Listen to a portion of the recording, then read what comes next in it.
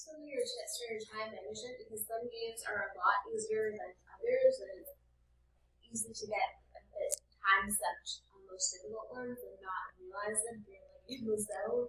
You know, so do you have any how to manage that? Yeah, totally. So 8:45, of course, is your average. 8:45 times 4 is your 35 minutes, which is your typical constraint unless you have accommodations for extra time. So 8:45 is only an average. I would never recommend timing yourself to that constraint for any particular game in isolation.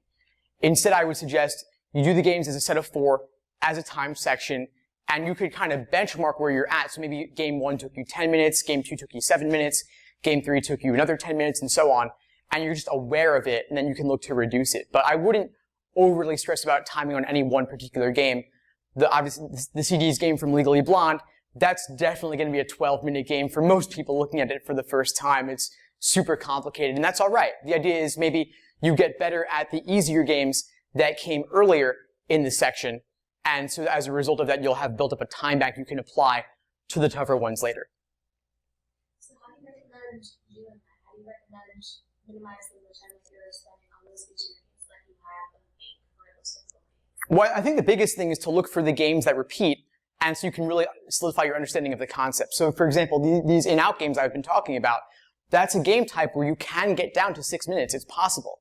Maybe not for CDs, but for the other ones, these other 4 could all be 6-minute games because they're identical to each other in virtually every important way. You draw your contrapositives, you draw your conditionals, you link things together, and you take it from there. But then a tougher game that maybe is a curveball or a weird one where it requires a bit more flexibility in your approach, for those you may have to take longer, and that's fine. I guess the other thing is recognizing when you're getting bogged down, you don't have to necessarily attempt every single question. Of course, you want to attempt every single one, but if you can't get to them, if one just isn't cracking for you, you guess, you move on, hope to come back later. Maybe you can, maybe you can't, but it's all right. You don't want to obviously get stuck in quicksand at the expense of getting into a tougher, an easier game that may come later.